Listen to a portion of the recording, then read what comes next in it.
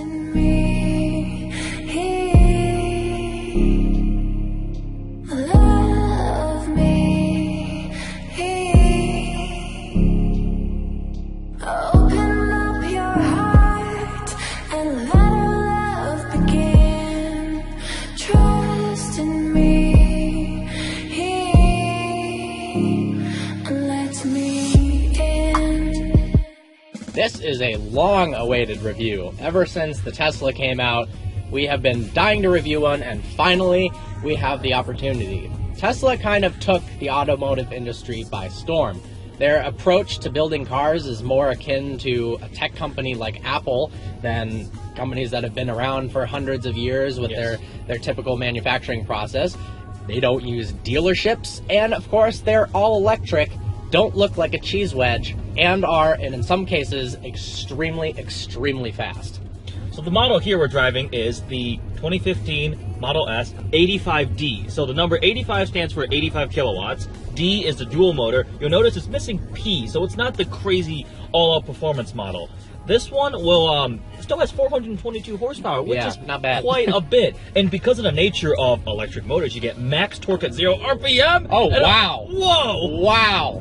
And it does 60 in 4.2 seconds. Oh, that was That sweet. feels faster than 4.2. Wow.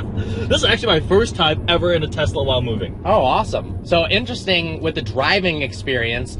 Obviously, we've driven a lot of cars, but instantly this is very different because you've got the brake regeneration. So the instant you take your foot off the pedal, the car slows down really quickly. Whoa, yeah. Like it's got serious engine braking. That's not touching the brake at all. And That's I could probably crazy. almost come to a stop. Yeah.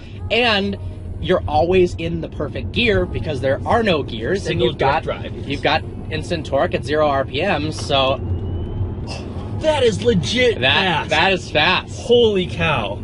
Yeah, so like you said, P stands for performance. If you get an 85D, it's the dual motor with 85 All-wheel drive, which kilowatt. is pretty important in a climate like this. Absolutely. So they didn't initially come out with the dual motor that was released, and when they came out with that, they had the P85D, which was ridiculous. Yes. Slightly under 3 And seconds, now- 0 to 60. And now they have the P100D with ludicrous mode updated, which does 0 to 60 in 2.4 seconds. critically, that is faster than a Lamborghini Huracan, and that is all that matters. It is, unfortunately, faster.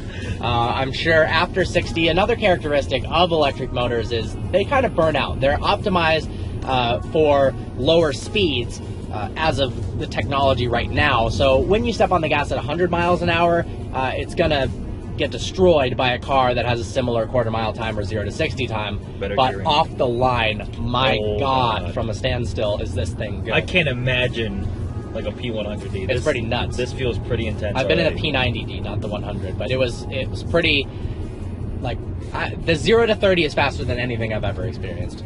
So we're coming up on a stop sign here. Okay. It's got a lot of features that are very similar to Mercedes, and that is Namely the because same parts. they source a lot of the parts from that.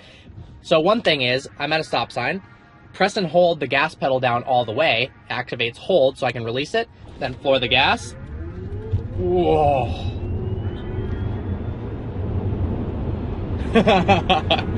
That's cool. That it makes is fun. It makes an interesting noise Yeah, too. It's just like a futuristic. Yeah, this is. The stock to select it into drive is mounted on the steering column. Came from an E-Class. It's literally a Mercedes part. I recognize the window controls on the side as well as the mirrors. That's also from a Mercedes. So, kind of talking the interior, it is extremely clean and simple, but bordering upon too Spartan. It's very basic. It is sort of dominated by that giant 17-inch touchscreen, which is impressive. It's beautiful. It reacts pretty quickly. The configurations and the graphics are amazing. Yeah. And it's huge. But if you look at the door, there is There's a window nothing going switch and a door handle. That is it. There's not a cup holder, there's a little sculpted armrest, not a button for unlocking, or there's literally nothing on this entire door panel. And this car is spec'd. It's fully optioned other than, I think, the rear child seat or, Yeah, or something, yeah. rear-facing seats. Yeah, you can have 7 people in this car. 5 here and 2 in the back if you want. And it's 106. It's 106. So think about some of the cars we've driven for that money, and the interior, yes, a lot better than this. it is very usable because of the lack of a transmission and the way the batteries and everything are packaged, there's just giant space right in the middle here. And you're driving so aggressively I can't actually talk about the car. With these sunroofs, which are gorgeous, you also get an extra few inches of headroom, which is really nice. The owner had a loaner car that didn't have that, and he was really frustrated with the lack of headroom. The car drives well. It accelerates at a very impressive rate. The steering is decent. You've got different modes, comfort, sport, and standard, but it's still a really heavy car. 4,600, 4,800. They get the dual motors. So it changes directions well. It corners relatively flat, but it's not something like a Porsche Panamera. So this has the air suspension, so it's got, you can change the ride height from low, standard, high, and very high. I think they ran out of. Yeah, let's not put it at very high. And then, you can jack up, adjust speed, automatic lowering as you're increasing your speed. I mean, this has a lot of cool technology. There's so much customizability in the main screen here, and it looks beautiful as well. It's not just a button to change the ride height. You get a picture of the car. Oh my God, that's cool. It's a scrolling. Oh, it's cold. Yep, it's too cold. Close it. Close it. Ah, close. That's cool. Yeah, it's a scrolling scroll. bar. Why is it stuck at 40? Close. Okay, it's closed. Cold weather, the heated seat displays, all 3 seats in the back are heated, steering wheel's heated. It does have luxury car features. Absolutely. So let's talk about other things that come along with the Tesla. Obviously, it's electric. You have no money spent on gas. The MPGe is obviously really high. Supercharging. It is an awesome feature that currently is free for all Tesla owners. It will not be for that much longer. Yeah, that is very true. And you can charge your car to 50% battery in just 20 minutes. Correct. You are used to, with a gasoline engine, being able to fill your car in 2 minutes. So 20 is something you really need to schedule That's still around. pretty dang good compared to what older electric cars have to deal with. Absolutely. And again, like Parker said, it's free. And the network, Tesla's built a massive network of these superchargers. Yes, distribution varies depending where you live. If you're in California, there's a ton more than if you live in Iowa, because if you live in Iowa, you're kind of screwed either way. But there is... What? People have I'm driven... sorry, everyone in Ohio who are subscribers. I said Iowa. I know, I said Iowa. Oh, maybe I said Ohio. Well, I'm not sorry for Ohio. Fuck the Buckeyes.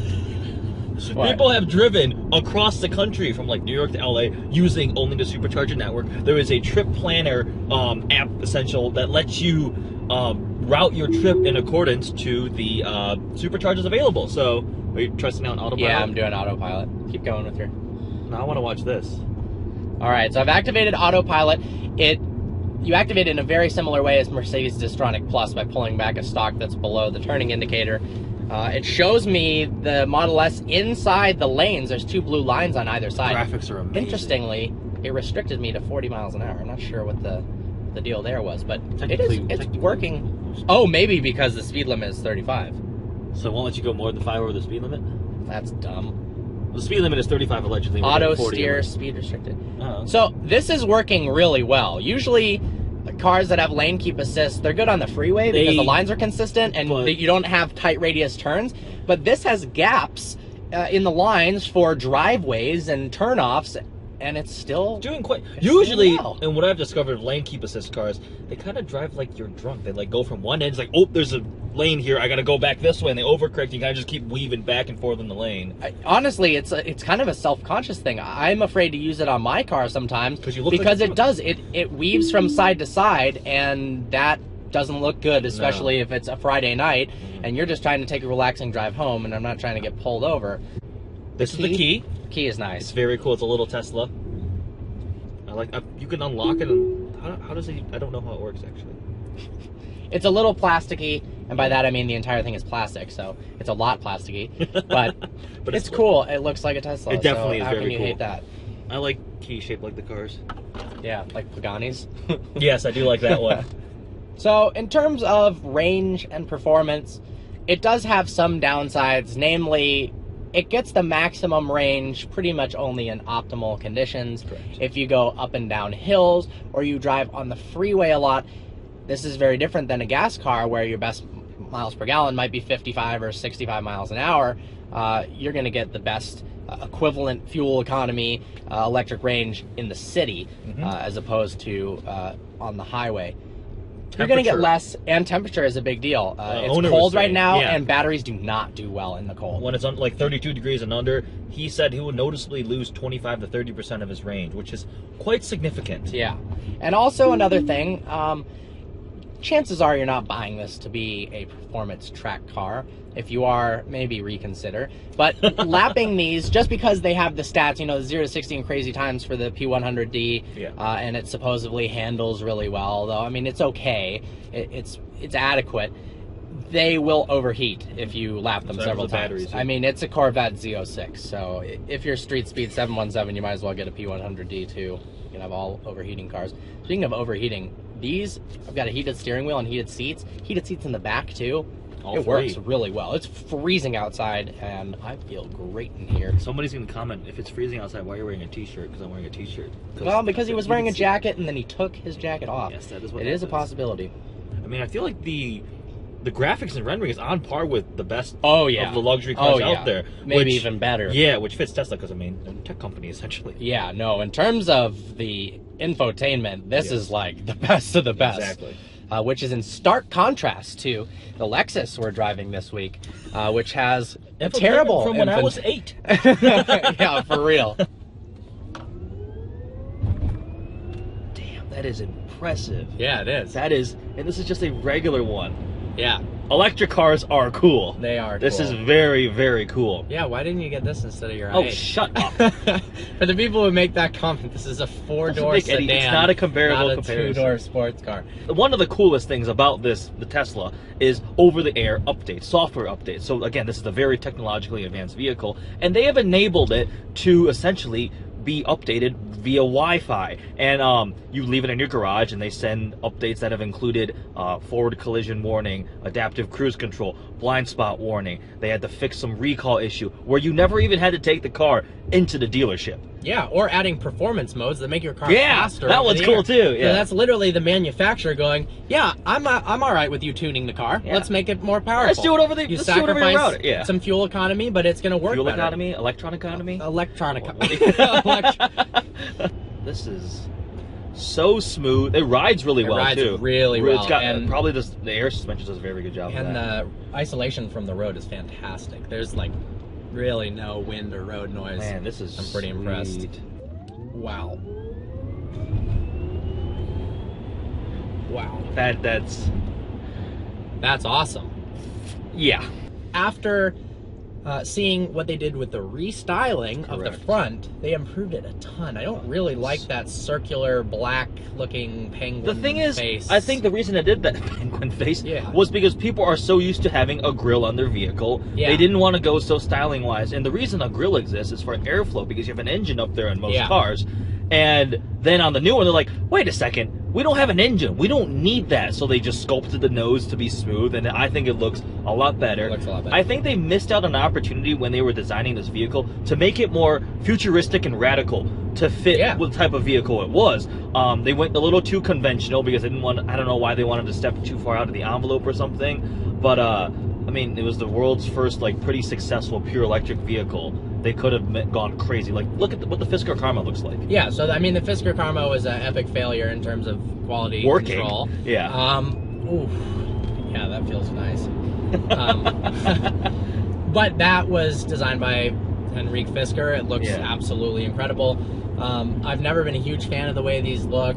There's some wheel options that look really nice, and the front on the newer one looks fantastic.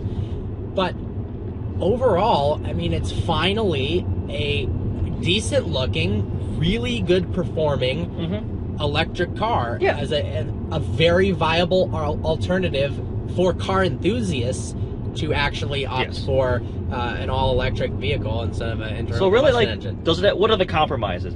Supercharging has made charging kind of not as big of an issue. Yeah. Some of these have legitimate range. It's fast. Like, this is not even the top of the end model. This is actually very fast. Practicality's got all of that. Usability. It is a great all-around car. I mean, I could see people cross-shopping this legitimately against Mercedes and Audis and stuff like that. Oh, of course. Yes. Yeah. I am extremely impressed. Think about how long Tesla's been around. Ignore the Roadster, that was such a low volume type of thing. And then you look at the number of orders for the Model 3 that came in on the first day. It was unbelievable. So it just kind of shows that Tesla's doing things really well, and people know about Teslas and they respect it, and they're very interested in where they're going. And after driving this, I understand exactly why. Elon Musk is a genius. He is a genius. That He is is like done. a genius is an understatement. Yeah. All right, so overall things we love about it. Center screen is The, awesome. the infotainment and the graphics are just It's out amazing. of this world. It's Clarity. better than any other car. The basically. color matches the paint on the displays of the little car, the doors Yeah. opening, like everything graphics wise is amazing. Technology, I mean, this car, you can use Summon and it can drive Yeah. itself into your garage. And they keep pushing it further and further. The new Model X, it can open the door on its own and close it on its own as you approach the car. And performance-wise, the torque off the line is insane. Yes. And even not off the line, it's awesome. 422 horsepower is quite a lot. Yes, it is. That's a good amount. Things we don't like, interior little could bit be boring much and better. cheaper, yeah. Exterior styling is a little bit boring. Yes. And depending upon your living situation, It could be annoying. It could be difficult based on location with charging this thing. Yes, So if you don't- it's not for everyone. Whereas anybody can go out and buy a gasoline car because, well, there's gas stations everywhere. But Yes. not everybody. Of course, this is really expensive, but pretend it wasn't. Not everybody can do that just purely based on the situation of where they're located, Yes. whether there's supercharger stations, whether their house can even have a power supply installed, Higher level of or charging, they're in an apartment complex that doesn't have the capability of that. I hope you found this video informative. We really like this car. Yes. Please follow us on Instagram at Vehicle Virgins. The link is in the description below. Look forward to seeing you next video. Yeah.